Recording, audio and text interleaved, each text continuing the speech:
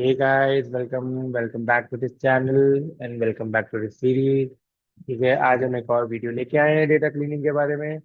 और होपफुली ये data cleaning के ऊपर की लास्ट वीडियो होगी। ठीक है, फ्यूचर में अगर हमारा कुछ प्लान बनता है एडवांस मेथड्स के ऊपर कुछ बनाने का तो हम सोचेंगे, बट अभी के लिए फिलहाल के लिए हम इस डेटा क्लीनिंग के पार्ट को यहीं खत्म करेंगे, क्योंकि काफी हमने कवर अप कर भी लिया है। ठीक है, जिन जिनको नहीं पता कि हमने क्या क्या कवर अप किया है तो जाके पुराने वीडियो देखो, जो लोग नए हैं।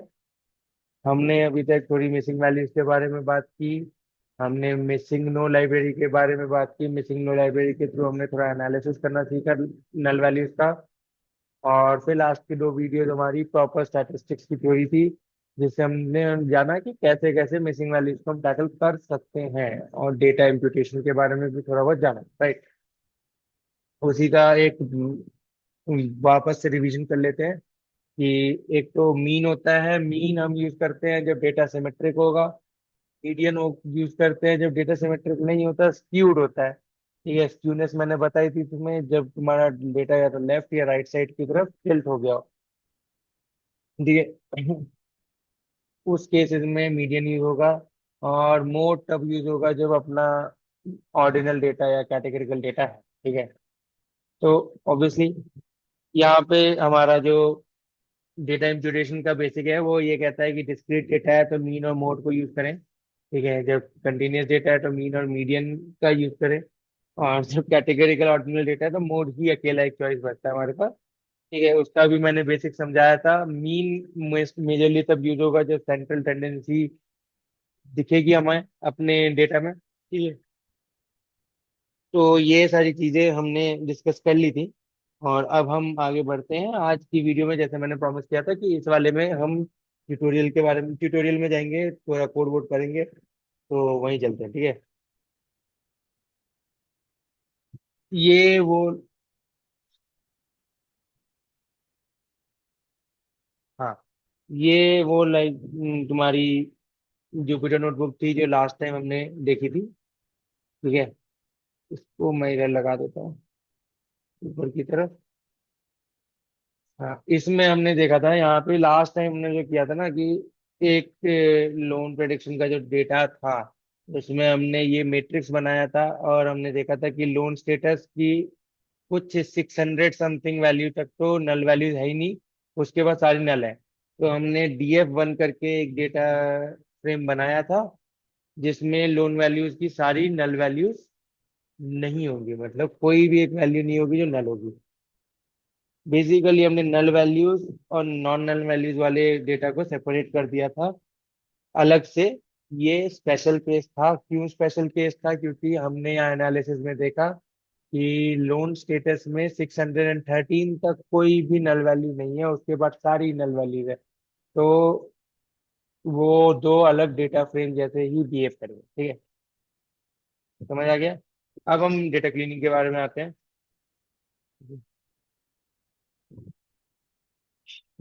एक सेकंड, बस मैं हेडिंग डाल दूं।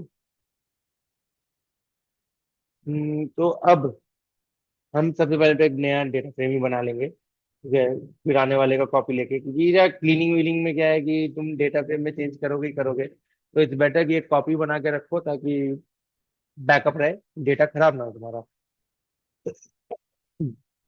राइट, तो अब हम क्या कर रहे हैं, हम देख रहे हैं कि इसमें इस नए जो अपने डेटा फ्रेम है DF1 या DF2, जो भी हमने यूज करना है, कोई भी यूज कर सकते हैं आप तो। ठीक है, मैं DF2 यूज कर रहा हूँ। उसमें क्या क्या नल वैल्यूज हैं, इज NA डॉट सम से हमें पता चल जाएगा। इज नल भी यूज कर सकते हो, वो भी होता है, सेम काम करेगा। तुम्हें इसमें दिख रहा होगा gender, married, dependent, self employed, loan amount term, इन सब में तुम्हारी नल वैल्यूज है। क्रेडिट हिस्ट्री में भी है ऑब्वियसली। अभी इसमें क्या सीन है कि अलग अलग के डेटा टाइप मुझे दिखेंगे, और हमने जो डिस्कस किया था हम उस चीज को इम्प्लीमेंट करेंगे आग बंद करके। जैसे जेंडर है तो जेंडर होगा मेल या फीमेल। ठीक है, ऑब्वियसली उस बेसिस पे वो कैटेगरिकल डेटा है। और फिर अब मेल या फीमेल मतलब कैटेगरिकल डेटा। उसके लिए हम क्या करेंगे, हमेशा मोड यूज करेंगे। सेम चीज मैरिड के लिए यस या नो, मोड यूज करेंगे। सेल्फ एम्प्लॉयड के लिए यस या नो, मोड यूज करेंगे। तो जस्ट सो डैट कि तुम्हें, मेरे को सारी चीजें तीनों को एक साथ ना करना पड़े, तो मैं एक कैटेगरिकल डेटा करके दिखा देता हूँ। उसको तुम हर जगह लगा लेना। एक ऑर्डिनल डेटा करके दिखा दूंगा, डिपेंडेंट राइटिंग एक ऑर्डिनल डेटा था। एक लोन अमाउंट को हम करके देख लेंगे, वो कंटिन्यूस डेटा था। और लोन टर्म भी वैसे ही, सॉरी, लोन टर्म और क्रेडिट हिस्ट्री भी कंटिन्यूस डेटा ही है। तो कंटिन्यूस डेटा पे भी वैसे ही काम कर लेंगे, तो अपना काम हो जाएगा। तो हम देखते हैं पहले तो df2.gender। जेंडर में क्या क्या है, किसी भी फील्ड में क्या क्या वैल्यूज वो ले रहा है, उसको देखने के लिए यूनिक फंक्शन बना है। वो एक एरे देगा कि इसमें मेल है, इसमें फीमेल है, और इसमें एन वैल्यूज भी एग्जिस्ट करती हैं। दूसरा df2 डॉट सॉरी, जेंडर में अगर तुम वैल्यू काउंट करके डालो, तो ये भी पता चल जाएगा मेल कितने फीमेल कितने। ठीक है। अब हम बात करते हैं कि इसमें हम रिप्लेसमेंट कैसे करेंगे। एक तो मैंने तुम्हें इनिशियल डेज में रिप्लेस फंक्शन बताया था, राइट। बट हम उसका यूज नहीं करेंगे। हम यूज करेंगे इसका, पांडास का एक अपना खुद का जो फंक्शन होता है, वो होता है फिल एन ए फंक्शन। ठीक है। वो क्या करता है बेसिकली, तुम्हारे जो भी डिफाइंड नल वैल्यूज है ना, उनको रिप्लेस करता है उन वैल्यूज से जिस जो तुम उनको देते हो। डिफाइंड नल वैल्यूज क्या हो गया, एंड मैंने तुम्हें बताया था ना, NaN, NaT, Na, ये कुछ डिफाइंड पांडास के अपने नल वैल्यूज है। डिफाइंड का मतलब यहाँ पे ये है कि वो सिर्फ ऐसा नहीं है कि NaN लिखा होना चाहिए, वो एक्चुअली में NaN होना चाहिए। ठीक है। उसका क्या मतलब होता है, जब भी तुम कहीं देखोगे ना NaN का अगर डेटा टाइप ऑब्जेक्ट है, मतलब समझ लेना कि वो NaN वैल्यू नहीं है, वो NaN लिखा हुआ है। उसको तुम्हें न्यूमेरिकल में चेंज करना पड़ेगा। ठीक है। NaN is not a number. Not a number is still a number integer type, right? Not a date is still date type. तो उस केसेस में जब वो डिफाइंड होते हैं, तो फिल एन ए फंक्शन उसको कैच करता है और उसको रिप्लेस, तो हम कर देते हैं फिल एन ए। ठीक है। हमें पूरे में नहीं करना, सिर्फ जेंडर में करना है। और इसमें df2 dot gender dot mode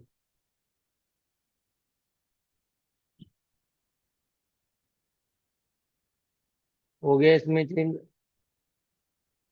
in place equals to, इससे तुम्हारा, अब तुम यहाँ लगा के देखोगे ना, df2 dot is null dot sum, देखो नहीं है, जेंडर में कोई अब नल वैल्यू नहीं बची। तो मैं तुम्हारे ऊपर मैरिड और सेल्फ एम्प्लॉयड खुद छोड़ रहा हूँ, डिपेंडेंट्स पे आते हैं सीधे का। df2 dot dependents dot unique, या वैल्यू काउंट ही देख लेते हैं, उससे भी पता चल जाएगा कि क्या क्या है ये इसमें। 0 1 2 3 प्लस, राइट। ये देखो ऑर्डिनल डेटा है। अब ये ऑर्डिनल डेटा कैसा है यार, ये डिस्क्रीट क्यों नहीं है। ऑर्डिनल डेटा में अपना एक मीनिंग होता है। एक डिपेंडेंट का मतलब एक डिपेंडेंट होता है, दो का मतलब दो डिपेंडेंट होता है, समझ रहे हो। वो ऑर्डर का अपना खुद एक वैल्यू है। डिस्क्रीट में ऐसा कुछ नहीं है। तो ऐसे तुम देखोगे थोड़ा सा कि अगर ऑर्डर में अपना खुद का कुछ मीनिंग रखा है, तो वो ऑर्डिनल डेटा है। अगर ऑर्डर में कोई वैल्यू नहीं है, सिर्फ रैंडम नंबर्स लगे हुए हैं, तो वो डिस्क्रीट डेटा है। ऑर्डिनल डेटा के लिए भी हम क्या यूज करते हैं, ऑब्वियसली मोड यूज करेंगे। हाँ, यहाँ पे देखो मैंने मोड के आगे स्क्वायर ब्रैकेट में 0 लगाया है। ठीक है, मैंने पहले भी बताया था कि वो क्यों लगाना पड़ता है। इसलिए क्योंकि जो मोड है वो अपने आप में एक सीरीज देता है, ठीक है। जब तुम मोड फंक्शन यूज करोगे तो वो सीरीज देगा, उसकी तुम्हें पहली वैल्यू चाहिए होती है, ठीक है। और ये भी मैं तुम्हें बताया था मल्टीपल कर्सर कैसे यूज करते हैं, कंट्रोल यूज करके मल्टीपल जगह क्लिक करोगे जब वहां वहां अपने आप आ जाएंगे।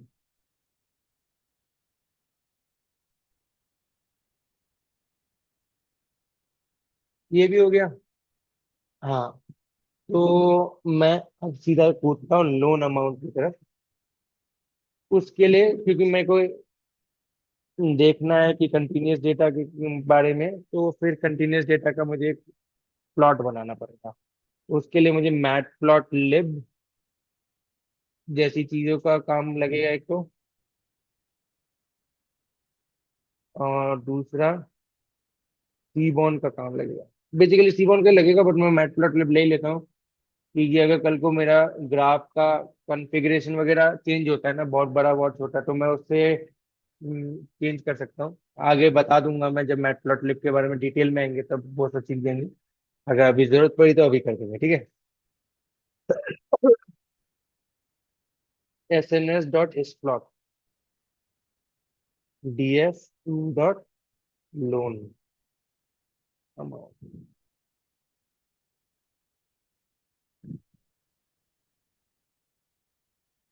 हम्म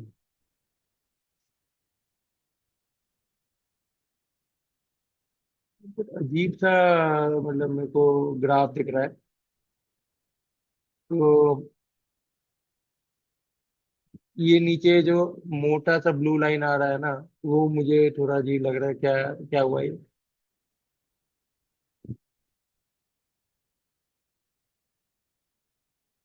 सेकेंड मेरे को देखने दो।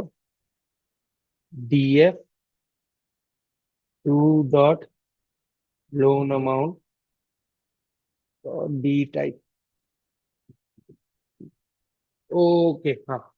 तो ये एक ऑब्जेक्ट टाइप का है, इसको मुझे न्यूमेरिकल में चेंज करना पड़ेगा। अच्छा, ठीक है। df, पहले तो यार पीडी डॉट टू न्यूमेरिक से तुम किसी भी चीज को चेंज कर सकते हो। उसमें हमने df2.loan अमाउंट, ठीक है। और इसमें एरर के अंदर कोएड्स डालेंगे हम। कोएड्स का मतलब, एरर से कोएड्स का मतलब क्या हुआ कि जो नल वैल्यूज है ना उनको भी न्यूमेरिकल बना दो। सीधा सीधा नल वैल्यूज को भी न्यूमेरिकल बना दो। हाँ, इधर क्या है ना कि नल वैल्यूज की वजह से ये अपना ग्राफ ढंग से नहीं बना पा रहा। अभी तुम देखोगे कि क्या डिफरेंस आएगा इससे। df2.loan अमाउंट, ये किया। और अभी वापस मैं सेम चीज उठा के अगर यहाँ पे कॉपी करूँ ना,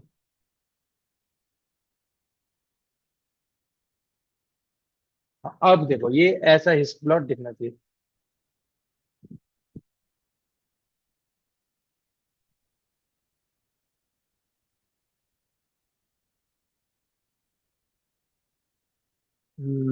अब मेरे को क्या है इसमें दिख रहा है कि, हाँ, एक चीज और होती है कि इसमें अगर तुम डालोगे यहाँ पे ADE, ठीक है, तो तुम्हें इसका डिस्ट्रीब्यूशन भी दिख जाएगा, बेसिकली ट्रेंड दिख जाएगा। अब ये तुम्हें दिख रहा होगा काफी नॉर्मल डिस्ट्रीब्यूशन जैसा तो है ना? है, बिल्कुल है। तो मेरे पे दो चॉइस है यार, कि मैं मीन के साथ का जाऊं या इसका मीडियन के साथ जाऊं। मैं एक जरा देखता हूँ कि सेंट्रल टेंडेंसी कितनी है इसकी। लोन अमाउंट डॉट मीन की वैल्यू कितनी आ रही है? 146। इट इज अराउंड हेयर ना। देखो ये जो 150 के आसपास अगर इसका मीन है, तो सेंटर, और इसका सेंटर का पीक है कुछ करीब करीब करीब 135 के आसपास। हाँ, और मैं अगर बोलूँ df2.loan अमाउंट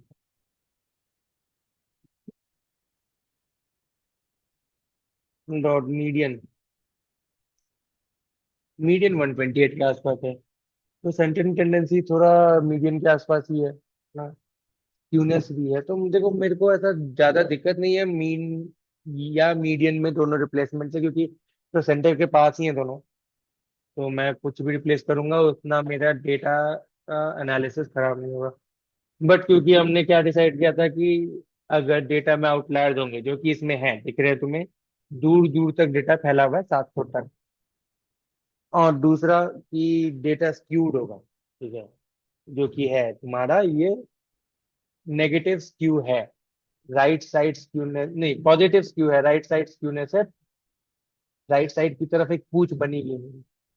तो उस केस में हमने डिसाइड किया था किस किस चीज के लिए जाने के लिए, मीडियन के लिए। तो हम क्या करेंगे, मीडियन ही रिप्लेस करेंगे। बट मैंने तुम्हें बता दिया कि इस केस में तुम मीन भी रिप्लेस करोगे तो बहुत बुरा ऑप्शन नहीं है, क्योंकि मीन और मीडियन बहुत पास ही है, और मतलब सेंट्रल टेंडेंसी के बहुत क्लोज ही है वो दोनों। जेंडर की जगह लोन अमाउंट इधर भी।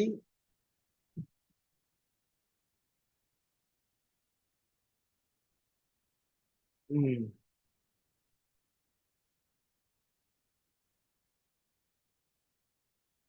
अब हम देखते हैं df2.is.na.sum में। देखो इसमें भी सब कुछ है।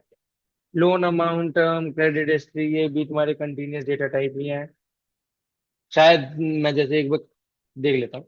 ठीक है, df2.credit history.d टाइप, वो भी देखो ऑब्जेक्ट टाइप आ रहा है, तो उसका भी तुम पहले न्यूमेरिक बना लेना। उसके बाद उस पर ना ग्राफ बना के देख लेना कि भाई कैसा ग्राफ दिख रहा है। तो स्क्यूनेस है तो मीडियन, स्क्यूनेस नहीं है तो मीन लगाओ और क्लीन कर लेना। तो क्लीनिंग तुम्हारे इस डेटा की ऐसे हो जाएगी। आई थिंक इतना काफी है, इस वीडियो में ज्यादा लंबा नहीं खींचते हैं। ठीक है, तो थैंक यू गाइस। लाइक कर देना, सब्सक्राइब कर देना, कमेंट आउट करना यार, कमेंट आउट जरूर किया करो। ठीक है, कम्युनिटी बिल्ड करने की कोशिश कर रहे हम। ठीक है, जो पार्ट अच्छा लगा बिल्कुल उस एरिया में उसमें उससे टाइम टाइम को टैग करना हमें कमेंट में। और चलते हैं, मिलते हैं अगली वीडियो में, बात करते हैं कि अगले वीडियो में बात पे ज्यादा ज्यादा बोलता जाता हूँ कि यार, अभी क्योंकि अपन ने ये क्लीनिंग वाला पार्ट सीख लिया है, राइट। तो क्लीनिंग के बाद उसमें आउटलायर रिमूवल नामक एक चीज आएगी। आउटलायर रिमूवल में तुम्हें बता दूंगा, IQR मेथड और जी स्कोर मेथड, दो बहुत मेजरली कॉमनली यूज मेथड्स हैं। उसके बाद हम एक प्रोजेक्ट करेंगे, डैशबोर्ड बनाना सीखेंगे, ठीक है। पाइथन के अंदर मैटप्लॉटलिब सीबॉन के, उसमें हम काफी मैटप्लॉटलिब सीबॉन के बारे में सीख भी जाएंगे। ठीक है, तो चलो यार, इतनी अनाउंसमेंट करते हुए काफी है आज का। चलो, बाय।